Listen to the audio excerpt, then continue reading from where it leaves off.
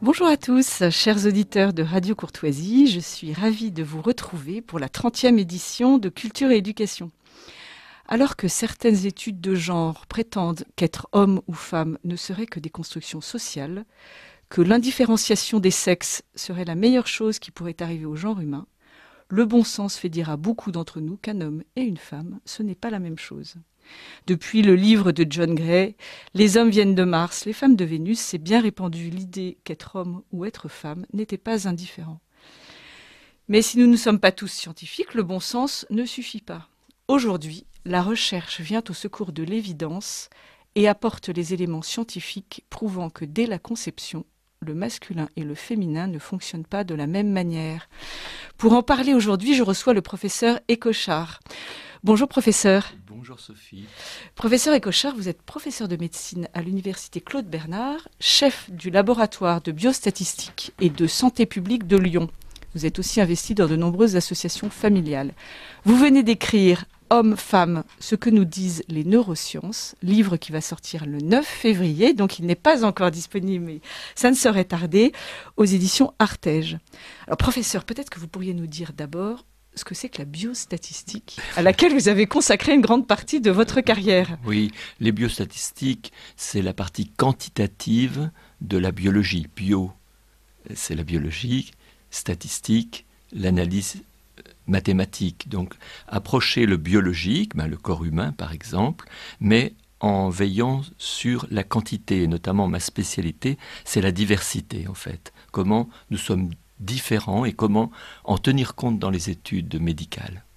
Et donc en fait, vous êtes à même d'apporter une vision scientifique à des études diverses sur des maladies, sur des phénomènes, tous les phénomènes qui touchent la nature humaine. Absolument. Ce matin, je travaillais sur l'ostéoporose. Vous voyez, on m'avait confié une relecture d'un article scientifique sur le sujet, mais je travaille aussi sur Ebola en Guinée ou j'ai travaillé beaucoup sur la dialyse rénale à Paris, à l'Agence de biomédecine. Vous voyez, donc c'est très divers. Vous me disiez tout à l'heure que vous aviez publié plus de 270 articles dans des revues scientifiques reconnues.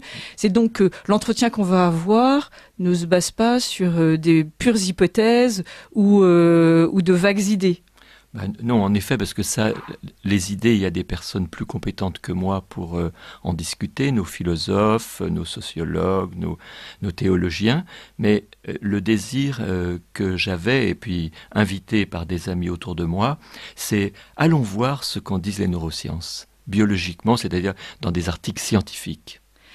Hommes-femmes, ce que nous disent les neurosciences. Pour écrire ce livre, vous avez compulsé plus de 500 études. C'est dire la masse d'informations sur laquelle vous avez travaillé. Alors pourquoi ce livre ? Je m'intéresse beaucoup à l'écologie humaine et l'écologie intégrale.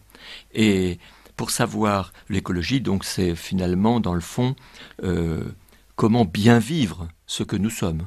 Comment bien vivre ce que nous sommes. Mais pour savoir comment bien vivre, eh bien, il faut qu'on connaisse les lois de notre corps, les lois de notre humanité. Et donc, en allant dans ces revues scientifiques qui sont extrêmement nombreuses et très nourries ces 15 dernières années, eh bien, on a beaucoup d'informations sur qui nous sommes. Et qui nous sommes, c'est donc hommes, femmes différents. Mais la différence entre les hommes et les femmes, n'est-ce pas une évidence ? Comme vous le dites, mais la question que pose le public, c'est ces différences, elles sont innées ou seulement acquises, culturelles. Parce que si elles sont culturelles, dans le fond, alors il est bon que même chaque 5 ans, 10 ans, on revoie la copie. Si elles sont innées, alors c'est intéressant, c'est qu'est-ce qu'on pourrait faire pour mieux utiliser notre inné de manière à devenir ce que nous sommes. Sous-entendu, est-ce que si je me connais mieux, eh bien je vais pouvoir mieux vivre ce que j'ai à vivre. Je parle, moi par exemple, je suis grand-père, eh bien connaissant les dons que la nature a mis aux grands-parents, comment je peux être un meilleur grand-père, plus heureux, plus bienfaisant. Meilleur éducateur, oui, plus voilà, attentif. Parce que de fait, après 10 millions d'années des hominidés sur la planète, eh bien progressivement, ce qu'on était s'est affiné pour la famille humaine vive mieux, survive mieux. Et donc, progressivement, des dons naturels ont été déposés en l'homme et en la femme.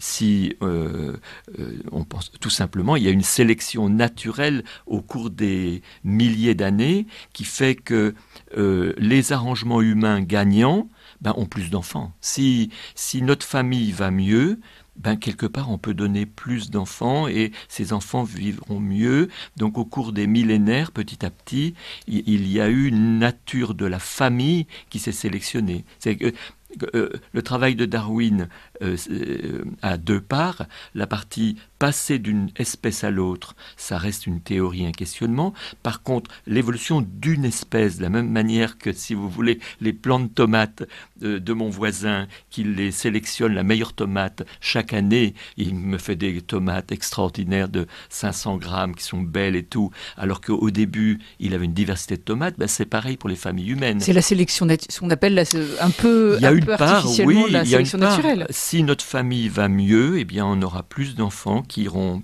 peut-être en moyenne un petit peu mieux, et donc c'est bien ça qui va rester au cours des millénaires. Et donc la nature, du coup, notamment, j'ai envie de vous parler de quelque chose d'assez extraordinaire. Il y a ce qu'on appelle le grandmotherhood effect, l'effet grand-mère. Eh bien, les scientifiques ont progressivement découvert que la grand-maternité, c'est-à-dire en fait la ménopause, qui est ouverte à de bonnes années après. De plus en plus de femmes. Voilà, eh bien, elle est bienfaisante, mais presque plus nécessaire pour que nous, humains, on bénéficie d'une transmission du savoir et du savoir-être jusqu'à 20 ans. C'est-à-dire que dans les espèces qui n'ont pas de grands-parents, dans les espèces qui n'ont pas de ménopause, eh bien, il y a très peu de temps entre l'enfance et l'âge adulte. C'est un point que j'ai trouvé intéressant dans votre livre, effectivement, cette coexistence de générations qui permettent de participer à l'éducation des enfants, au-delà de la différence entre les sexes. On reviendra aux questions liées à l'éducation, mais j'aimerais bien qu'on parle du potentiel qui a été déposé en nous, que vous évoquiez à l'instant.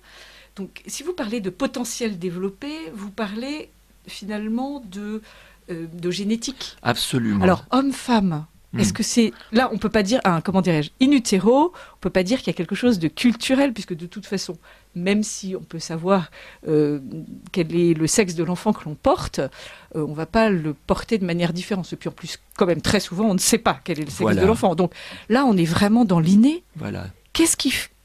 Donnez-nous quelques éléments. Voilà. Disons que dans le fond, ça c'était une des premières questions que je me posais, c'est avons-nous des preuves de l'existence d'aptitudes ou d'inclinations, de motivation spécifiques aux petits gars et aux petites filles qui seraient innées, donc génétiques. Sous-entendu, est-ce que XY, les chromosomes de l'homme, lui donnent des aptitudes et des inclinations qui sont différentes du XX de la petite fille? Eh bien, pour mettre en appétit le futur lecteur éventuel, il y a par exemple que les petites filles de quelques jours cherchent plus le regard de leur maman que les petits gars. C'est impressionnant. Et depuis quelques années, grâce à des études faites en Angleterre, à Cambridge, on sait qu'une petite fille qui, dans le ventre de sa maman, avait moins de testostérone, parce qu'hommes et femmes, on a de la testostérone dans le liquide dans lequel on nage dans le ventre de notre maman, mais beaucoup moins chez la fille. Et encore, donc, quand il y en a encore moins, eh bien la petite fille sera plus accrochée aux yeux de sa maman, donc avec ce don féminin qui est évident, qui est de goûter la relation et de s'inquiéter de ce que vit l'autre. Et donc en somme, d'une part, en moyenne, les petits garçons sont moins à l'affût du regard de leur maman dès les premiers jours. Moins dans la relation, finalement. Moins dans le contact visuel. Oui. Dans les premiers jours de la vie.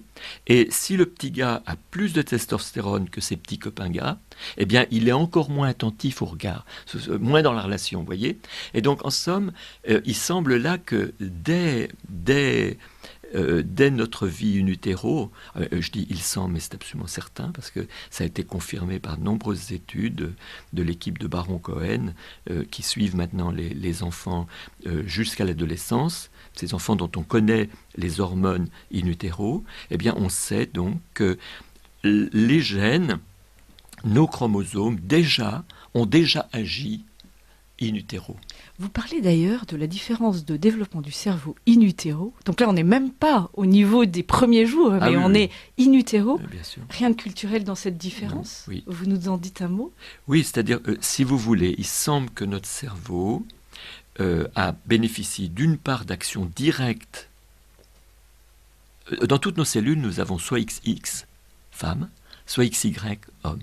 Dans le cerveau aussi. Donc, notre cerveau est soit un cerveau d'homme, soit un cerveau de femme. Et comment ça se traduit? Eh bien, il y a des zones du cerveau qui sont un peu plus développées chez l'homme et d'autres un peu plus développées chez la femme. Par exemple, les connexions cérébrales entre les deux, ce qu'on appelle le corps calleux, là où passent nos connexions du cerveau droit au cerveau gauche, eh bien, ils sont différents chez le garçon et chez la fille. Nous avons déjà une utilisation de nos cerveaux qui est de base différente. Ce qui veut dire que le potentiel génétique va construire un homme ou une femme. Tout à fait. Mais comme vous l'avez dit, c'est que c'est un potentiel parce que, si vous voulez, de la même que si vous voulez, il reste à faire beaucoup de choses. Il faudra des années pour qu'on acquiert tout le potentiel de notre masculin et féminin, premièrement. Et deuxièmement, cela ne doit pas cacher une immense diversité. C'est-à-dire que parmi les hommes, il y a une très grande diversité. Parmi les femmes, il y a une très grande diversité. Et comme on parlait tout à l'heure là, de l'aptitude en moyenne très forte des femmes au langage, aux relations humaines, eh bien, il y a des hommes qui ont autant aussi ou plus. Cette capacité. Voilà, ouais. ça donne ces personnalités assez extraordinaires.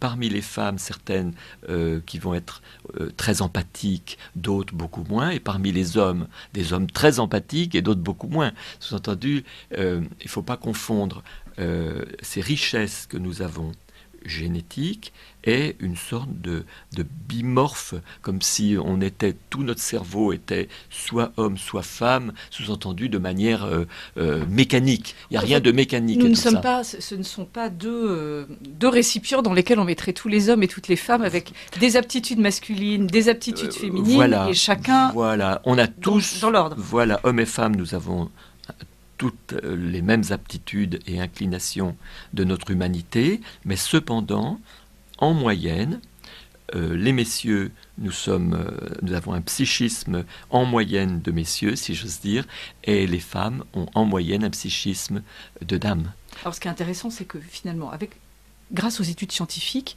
on est capable de faire des courbes et de se rendre compte qu'il y a des concentrations d'aptitudes, d'inclinations. D'ailleurs, vous parlez beaucoup d'aptitudes et d'inclinations. Est-ce qu'on est en mesure, à partir de la science, d'indiquer quelle est la part de l'inné et la part de l'acquis dans ces aptitudes? C'est des choses qui se calculent ou c'est un peu complexe? Ce qu'on peut, si vous voulez, il faut vraiment voir ça comme moi qui aime bien faire mon jardin au printemps, je le vois un peu comme mes plants de tomates. La graine, c'est une tomate. De la même manière qu'un enfant qui est conçu, c'est un garçon ou c'est une fille. Mais après, il faut l'arroser. Voilà, que va devenir ce plant? Ça dépendra s'il est bien arrosé, si on a mis la fumure qui convient dans le sol, s'il y a du soleil, s'il n'y a pas eu trop de pluie. Donc, sous-entendu, nous avons un potentiel inné, mais ce potentiel va se développer plus ou moins en fonction de l'éducation. Et même quand on approche de l'âge adulte, des actes posés. C'est-à-dire qu'en somme, on devient plus ou moins homme, on devient plus ou moins femme, au sens où on a beaucoup de potentiel, un être humain. On peut être des potentiels musicaux, des potentiels... On a beaucoup de potentiels. Qu'on va développer ou non. Ou pas, voilà. Vous avez un grand musicien, mais qui ne développe pas son potentiel. Ben voilà, quoi. Il pourrait écouter de la musique. On a quelqu'un qui est piètre musicien, mais extrêmement travailleur. Il peut vous faire passer une bonne soirée quand il se met au piano. C'est la différence entre le génie et le travail, finalement. Voilà, quand les deux se conjuguent, c'est super sympa. C'est l'idéal. C'est pareil pour notre capacité de papa ou de maman, ou de grand-père ou de grand-mère, qui sont différentes, un grand-père et une grand-mère. On a génétiquement des dons qui nous sont donnés.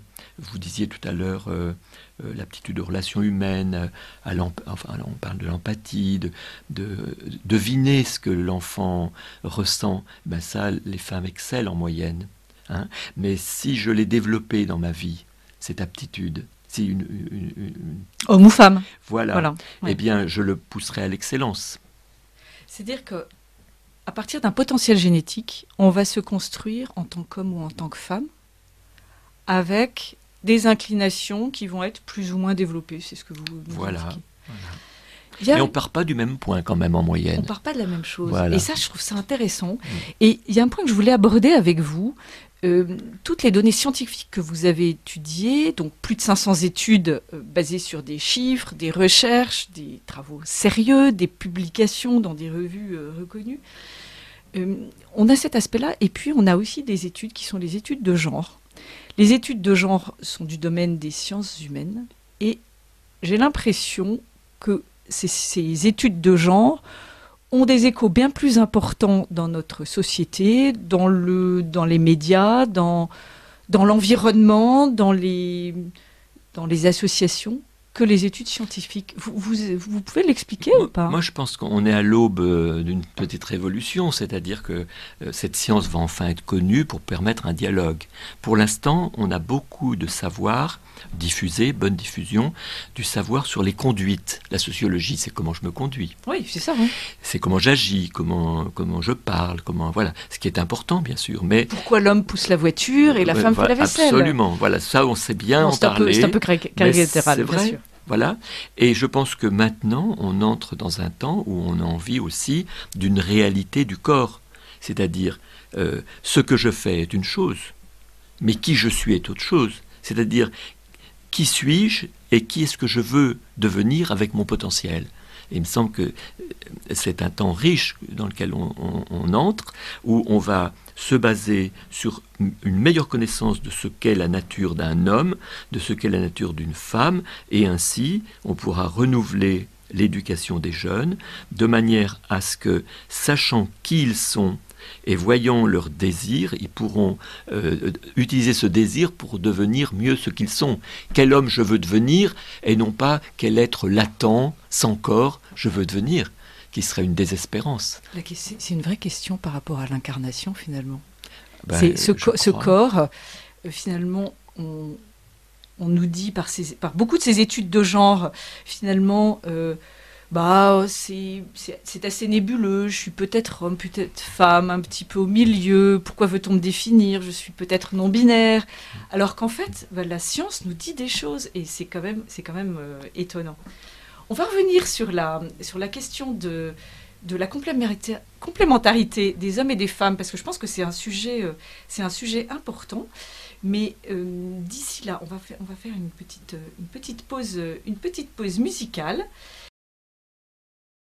Vous retrouvez Sophie Rouberti dans l'émission Culture et Éducation sur Radio Courtoisie. Je reçois aujourd'hui le professeur René Écochard, professeur de médecine à l'université Claude Bernard, chef du laboratoire de biostatistique et de santé publique de Lyon. Il nous parle du livre qu'il vient d'écrire, Hommes-Femmes, ce que nous disent les neurosciences, livre qui va sortir le 9 février. Alors je précise que, n'ayant aucune culture scientifique, je l'ai lu avec une facilité extrême, et pourtant, les sujets qui sont abordés sont assez complexes, partant des hormones, du développement, et de 500 études scientifiques. Donc, franchement, ne vous sentez pas bloqué parce que vous n'auriez pas de formation scientifique. Je disais tout à l'heure que nous allions aborder la question de la complémentarité homme-femme, mais l'homme et la femme sont-ils vraiment complémentaires? Peut-on parler de complémentarité homme-femme? Très bien. Il y a un article qui est sorti il y a peu d'années, 2019 je crois, qui a recensé 123 différences significatives au sens statistique, entre hommes et femmes. 123. C'est énorme. C'est énorme. Donc, du coup, il y en a sans doute d'autres, mais celle-ci, l'auteur les a graduées entre 1 et 4. 1, c'est en moyenne, mais vraiment, il y a beaucoup d'hommes qui ont les compétences plus fortes que certaines femmes, et inversement. Et 4, au contraire, où on est presque spécialiste de certaines compétences. Vous nous donneriez des exemples concrets? Oui, bien sûr. Je vais y arriver, mais en tentant de répondre à votre question sur la complémentarité. Du coup, si vous voulez, moi j'ai beaucoup travaillé cet article de manière à voir en quoi, si vous voulez, les compétences plus masculines font vraiment une personnalité de l'homme, et les compétences plutôt féminines vont vraiment faire une personnalité de la femme. Sous-entendu, si une femme a telle caractéristique, je vais donner des exemples, et l'homme a telle caractéristique, nous voilà à la maison avec tout ce qu'il faut. À la maison et dans la société, finalement, au travail. Moi, j'ai une équipe, je ne suis maintenant plus responsable, c'est une femme qui m'a succédé, et extraordinaire, et du coup, si vous voulez, nous avons la chance d'avoir des hommes et des femmes. On le voit bien. Nous avons des dons complémentaires, sous-entendu complémentaires en cela que, à l'évidence, les messieurs ont des aptitudes, des capacités et des goûts qui sont les uns, et les femmes ont des aptitudes et des goûts. Et à nous deux, on peut faire quelque chose de très bien. C'est en ça qu'on est complémentaires. Sous-entendu, on a quand même, premièrement, des choses que l'autre n'a pas. La deuxième chose, c'est qu'on va le développer en fonction du besoin de l'autre. Si je suis... moi, voyez, par exemple, moi j'aime beaucoup l'analyse systématique. Analyser ce qui est systématique, ce qui est régulier, c'est-à-dire les lois de la vie.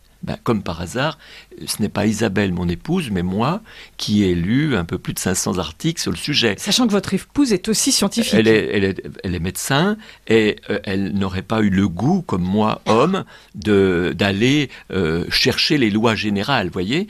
Or ça, c'est côté 4, c'est-à-dire...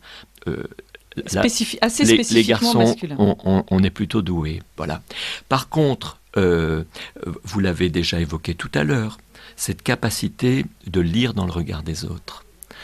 Les petites filles, par exemple, qui ont plus de mots à 5 ans, une petite fille a un plus grand nombre d'éléments dans son vocabulaire en moyenne que les petits gars.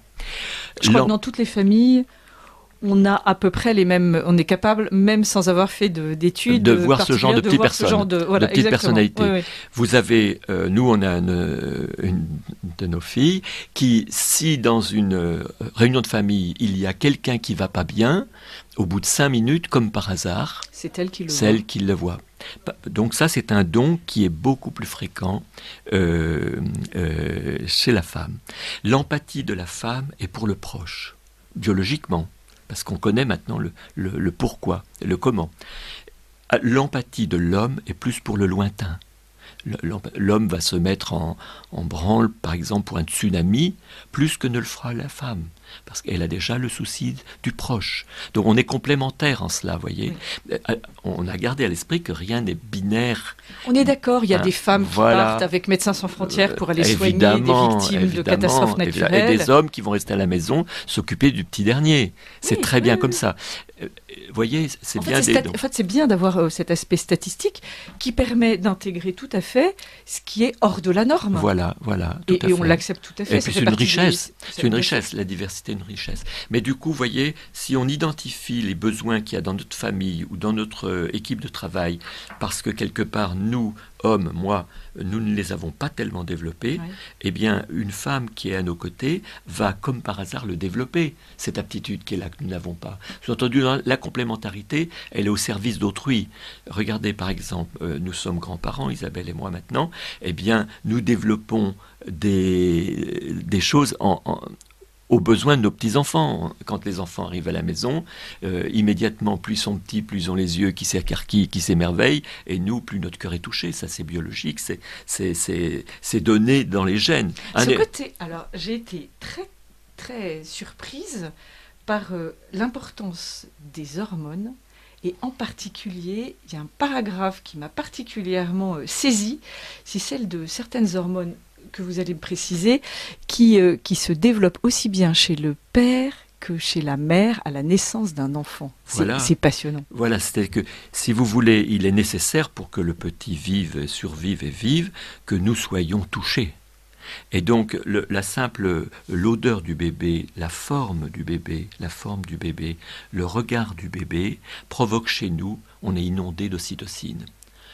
Que ce soit la femme ou l'homme. Cependant, la femme a une deuxième, comme une vaccination, une deuxième injection à chaque tétée.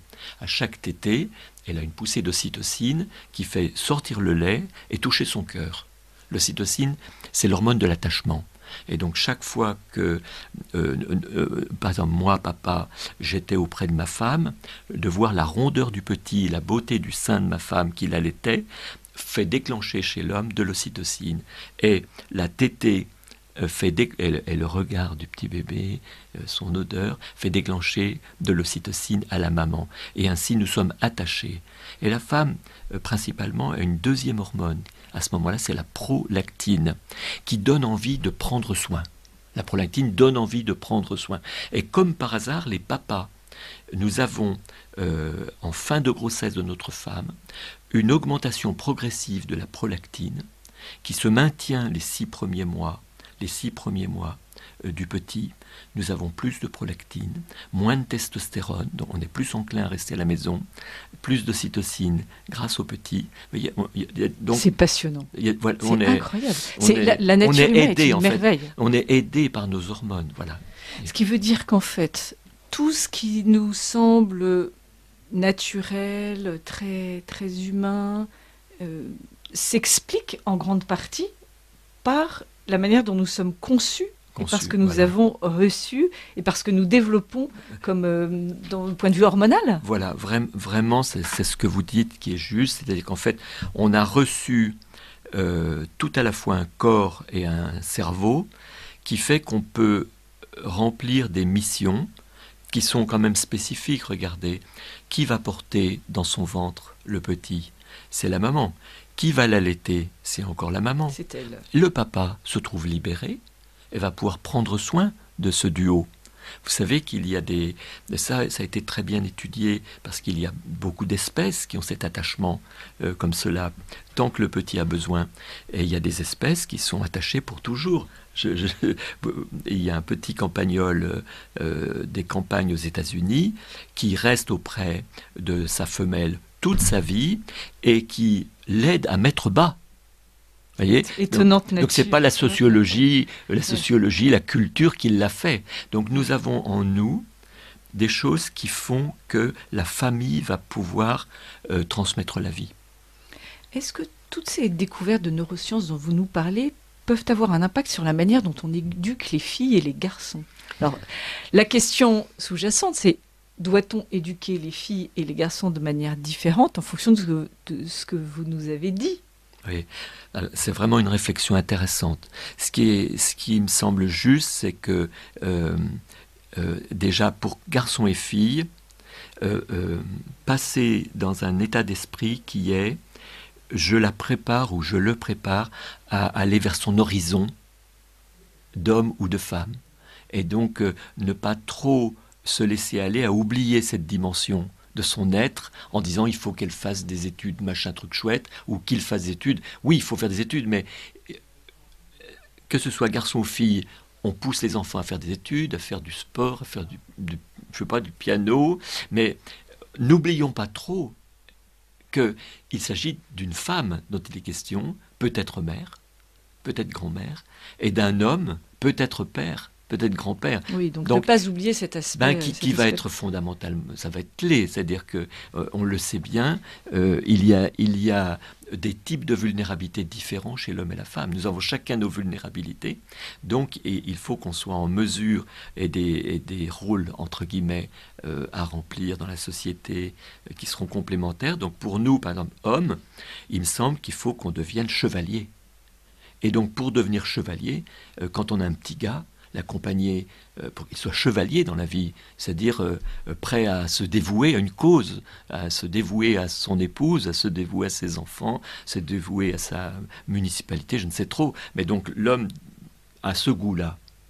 Alors aidons-le à bien développer ces dimensions chevaleresques. Et chez la femme, alors je me méfie parce que c'est très risqué quand les messieurs disent que les femmes doivent faire, mais c'est évident. Alors que dirait votre épouse? Moi je pense, elle n'est pas là, mais disons que je pense que c'est toujours, voyez, cette situation extraordinaire qui fait que la femme a une place irremplaçable et très spécifique dans la famille et une place qu'on découvre comme de plus en plus riche dans la société. Donc déjà, la femme, c'est déjà 2 temps pleins déjà. C'est-à-dire qu'il faut qu'elle trouve dans son être comment elle va équilibrer ces deux dimensions, donc tout ce qu'on attend d'elle dans la société et tout ce qu'on attend d'elle dans une famille. Ce qui veut dire trouver un équilibre non seulement au quotidien, mais sur l'ensemble de sa vie. Oui. Moi, je dis souvent, on peut tout avoir. Et pourquoi les femmes se priveraient-elles d'une dimension de leur existence qui les intéresse, mais pas forcément tout en même temps? Oui, c'est ça. On conjugue trop le verbe avoir. C'est l'être. Qui est-ce que je veux être, quoi? Oui, vraie question. Bon, nous allons maintenant faire une petite pause, professeur Écochard. Et nous retrouvons dans quelques minutes le temps de la chronique de littérature jeunesse de Valérie Daubigny. Nous retrouvons le professeur René Écochard qui nous parle de son livre « Hommes-femmes, ce que nous disent les neurosciences », livre qui va bientôt sortir. Nous parlions de la question de l'éducation entre les filles et les garçons. La question qui peut peut-être venir maintenant, c'est celle de l'éducation sexuelle et en particulier celle de la maturité sexuelle. Parce qu'on a tendance à considérer, au-delà du fait que filles et garçons doivent être éduqués de la même manière, peut-être considérer un peu à tort que la maturité sexuelle arrive très très tôt. Qu'est-ce que les sciences nous disent? Ça vraiment, là vous touchez, il me semble... Le cœur, le centre de ce que fait découvrir cette lecture, moi ce que m'a fait découvrir, c'est que de la même manière que la maturité de l'être, de notre cerveau, de notre corps est atteinte à l'âge adulte, de la même manière notre maturité sexuelle est atteinte à l'âge adulte, pas avant. Donc on a dit tout à l'heure qu'il y a une différenciation garçon-fille à la naissance, oui. Il y a ce qu'on appelle la mini-puberté, c'est ce qui se passe la première année, c'est-à-dire que le petit enfant est encore baigné des hormones spécifiques, c'est une petite fille est baignée d'estrogène, un petit garçon est baigné de testostérone, ce qui fait que comme ça, les petits garçons sont vraiment des petits garçons, un peu plus des petits mecs, et puis voilà, les petites filles des petites minettes, voilà, un peu plus. L'enfance, c'est quelque part les travaux pratiques où on met en œuvre ce qu'on a déjà, c'est-à-dire qu'on peut déjà se développer un peu plus comme un petit gars, un peu plus comme une petite fille, et puis arrive la puberté. La puberté, donc, à peu près 10 ans, 12 ans, ça dépend à quel moment on débute. Le grand bouleversement, c'est la mue du cerveau, en fait. Et donc, déjà, avant cet âge-là, tout reste à faire.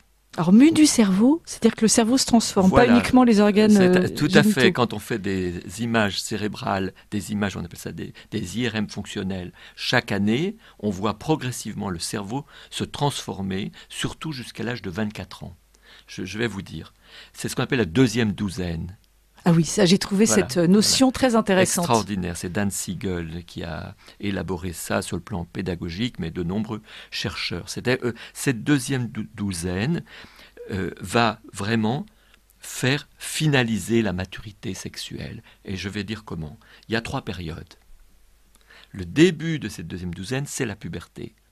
où là, les hormones nous tirent du côté des gars ou nous tirent du côté des filles. Puis il y a la suite de l'adolescence, et puis il y a la finalisation, qu'on appelle l'émergence de l'âge adulte, qui va être très important. Je vais dire pourquoi. Donc la puberté, si vous voulez, nous tire vraiment vers l'état de garçon ou de fille. Si c'est une fille, vous le savez sans doute, les premiers cycles sont pas très encore bien réglés. La machine se met en place. Voilà. Eh bien en fait, on sait maintenant que c'est beaucoup plus important que ça. Grâce au fait que le cycle n'est pas d'emblée comme celui d'une femme adulte, eh bien la jeune fille est baignée d'estrogène. L'estrogène, c'est ce qui rend femme. Et donc, elle a beaucoup plus d'estrogène, entre guillemets, qu'elle en aura à l'âge adulte. Et donc, elle est féminisée. Le petit gars, lui, c'est la testostérone qui va agir et qui va le masculiniser, non seulement dans son corps, mais dans son cerveau. Et puis, maintenant, les voilà dotés, l'un de plus de féminité, l'autre de plus de masculinité, ils entrent dans l'adolescence. L'adolescence, c'est extraordinaire. Il y a le sigle pour s'en souvenir, et là, les parents qui ont eu des ados vont voir de quoi il s'agit. C'est ce qu'on appelle l'essence de l'adolescence. Essence, ES, eh bien, c'est le premier temps de l'adolescence. Je dois passer de ma vie dans la famille à la vie dans la société. Le petit chéri aimait rentrer vite après l'école, voilà, qui traîne avec les copains. Voilà. Il était content de ses habits, voilà qui veut des marques. Et ça semble vraiment urgent, subitement. Donc ça, c'est ES, parce qu'il est poussé, et ça on le voit chez l'animal aussi. À un moment, les petites souris sont poussées à quitter le giron familial, sont infernales. C'est je dois passer de mon giron familial à la société, c'est un boost extraordinaire. Et petit gars, petite fille, ça ne se traduira pas pareil. Ensuite, deuxième, c'est les émotions, SE. Les émotions envahissent. C'est-à-dire, subitement, la porte des émotions est ouverte. C'est-à-dire que ce qui se passe dans le corps monte au cerveau et ce qui se passe dans le cerveau descend sur le corps. Les portes sont ouvertes. Et là, on voit les jeunes qui sont complètement émus. Il suffit qu'ils touchent la main, le gars touche la main d'une fille pour être complètement envahi. Voilà, ou l'inverse, voyez. Et donc, ils sont vraiment pas stables, hein, c'est sûr. Mais parce qu'en fait, la porte est ouverte. Il va leur falloir longtemps pour apprendre à fermer la porte et à l'ouvrir à bon escient. Ça, c'est ES. N, c'est nouveauté. Nouveauté. Il faut que tout soit neuf. Il faut toujours de nouveau. Hier, il s'intéressait à l'histoire. Aujourd'hui, il veut apprendre la guitare. Parce qu'en fait, il est aussi à dire « je m'ennuie, ça va pas ». Parce qu'en fait, il manque de dopamine. Le cerveau place l'enfant, le jeune ado, dans une situation de manque. Et dès qu'il y a du nouveau, il a un grand coup de dopamine, mais ça ne va pas durer. Ouais. Et donc, le voilà, il cherche toujours quelque chose et il se met en danger. Ils se mettent en danger. Et, d'ailleurs, c'est prouvé que les jeunes garçons sur leur, vélo voilà. Ou sur leur Solex... Et oui, parce que la testostérone augmente la prise de risque, les estrogènes de la femme freinent la prise de risque. Et les scientifiques disent c'est parce que les femmes ont à protéger leur aptitude à transmettre la vie. Donc du coup, leurs hormones freinent ce goût du risque. C'est très étonnant, ce rôle des hormones. C'est extraordinaire. C'est extraordinaire. Regardez, c'est comme une plante au printemps. Le printemps arrive, vous la voyez, qui reprend des feuilles, qui reprend de la brillance. Ben c'est ses hormones. Nos hormones, c'est ce qui nous fait briller, ce qui nous met en éveil. Et donc, revenons sur la maturité sexuelle. Voilà. Et la maturité sexuelle, du coup, vous voyez que la jeune fille et le petit gars sont loin d'avoir fini leur maturation sexuelle à 17-18 ans. Il faudra qu'ils aillent jusqu'à 22 ans pour les filles et 24 ans pour les garçons.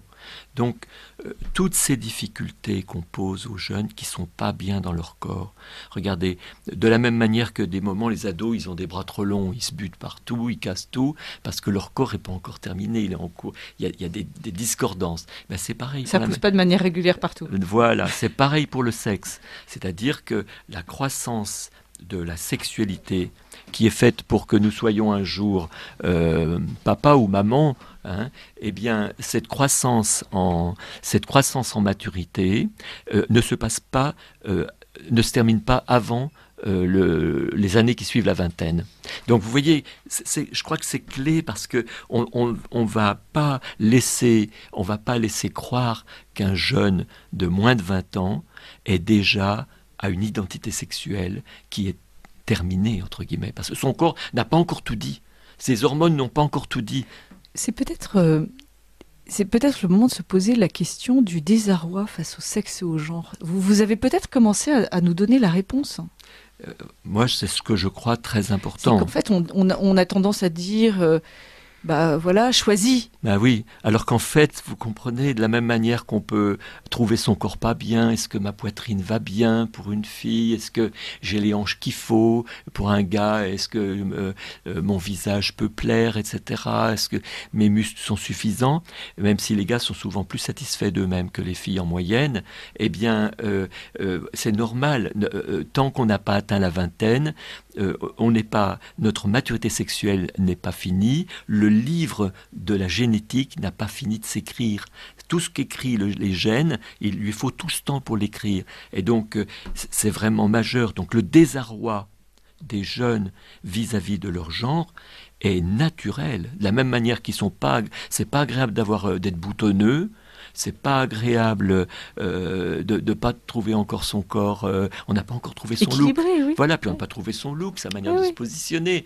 Eh bien, ça c'est normal. Eh bien, de la même manière, ce désarroi peut exister chez beaucoup de jeunes en matière de l'identité sexuelle, surtout si on a la maladresse, nous les adultes, de leur laisser entendre que c'est fini, leur maturité est terminée, alors qu'elle est en plein développement.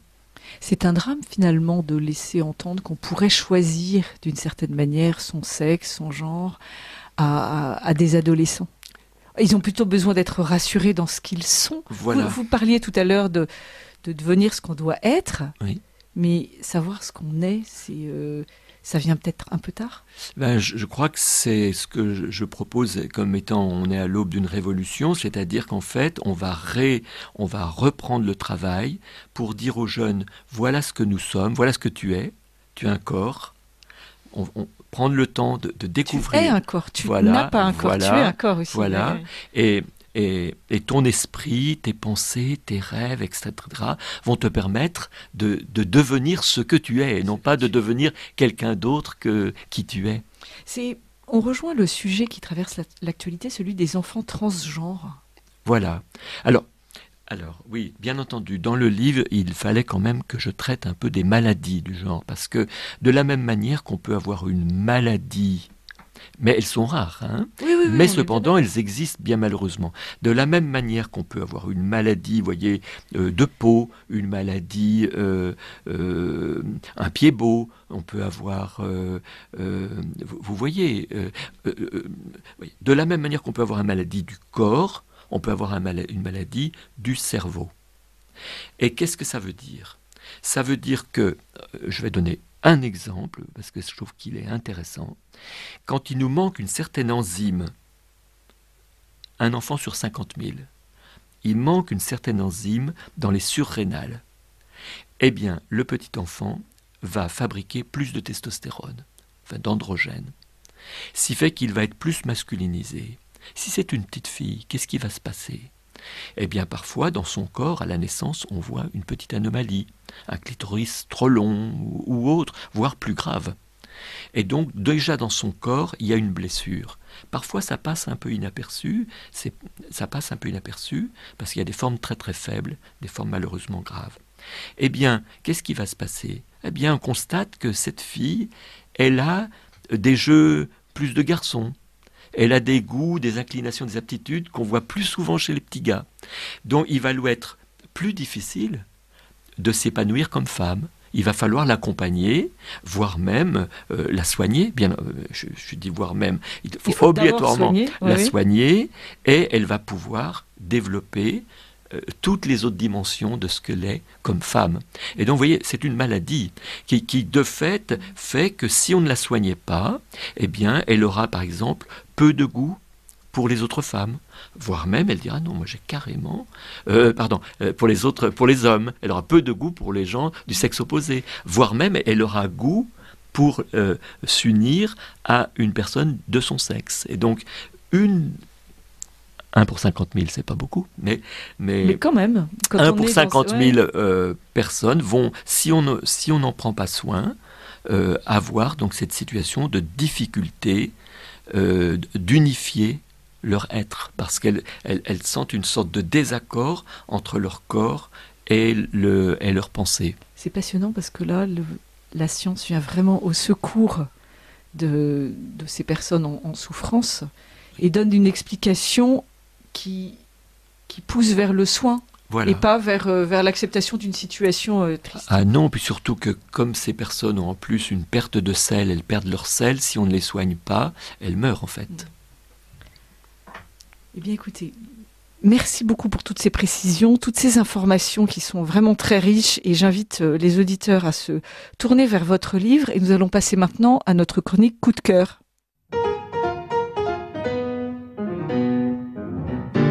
Professeur, qu'avez-vous choisi de présenter comme coup de cœur à nos auditeurs ? Écoutez, oui, quand on m'a posé la question, Sophie, vous m'avez posé la question, je suis rentré en moi-même, j'ai réfléchi. Et il y a un livre qui nous a passionnés, Isabelle, mon épouse et moi, tous les deux. Donc, comme femme, vous voyez, on a été passionnés par le même bouquin. C'est Dieu, la science, l'épreuve. Et je trouve très actuel finalement, c'est un peu la même question, c'est-à-dire de la même manière que la science va nous aider beaucoup dans la réflexion actuelle sur le genre, vraiment, énormément, c'est ce que j'ai essayé de dire dans mon livre, et bien de la même manière, ce livre, Dieu, la science, l'épreuve, va beaucoup nous aider dans la foi, en fait, parce que ce livre montre comment, alors même que tout se passe comme si la foi c'était tout dans la tête, et puis dans le fond, le hasard et la nécessité peut expliquer le monde, eh bien les auteurs montrent que la science montre que vraiment, il y a beaucoup de raisons de penser que notre univers ne peut pas s'être fait au hasard. Je vous donne juste un élément comme ça. Le fameux Big Bang, qui est le début de l'univers.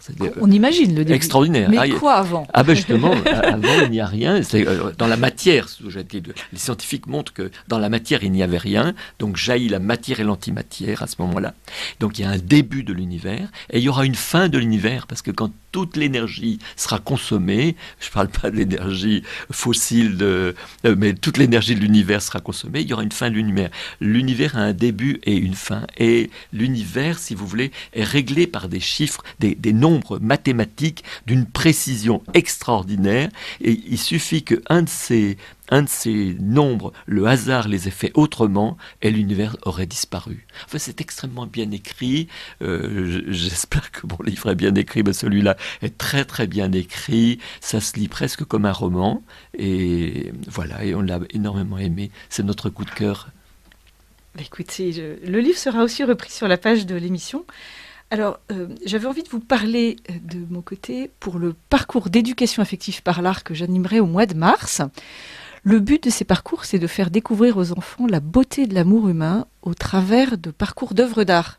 C'est un bel outil qui permet de faire découvrir aux enfants et aux jeunes la richesse et la variété des sentiments humains avec toute la délicatesse nécessaire. Cette formation est destinée aux parents, aux enseignants et aux éducateurs. Alors, en 3 soirées, les participants apprennent à utiliser ces parcours. C'est organisé au mois de mars, à distance, ce qui permet à tous d'en profiter, même en province ou à l'étranger. C'est une vraie chance. Les dates retenues sont le 15, le 22 et le 29 mars. Les renseignements et inscriptions sont à retrouver sur le site d'Ictus, ictus.fr. Voilà, ce serait l'occasion de nous retrouver et de faire connaissance aussi. Nous avons encore le temps d'ici là, et parce que nous nous retrouverons le 3 mars pour une prochaine édition de Culture et Éducation. Professeur René Cochard, un grand merci pour votre participation à cette émission. Merci Sophie. Merci à Benoît pour la réalisation. Chers auditeurs, à bientôt.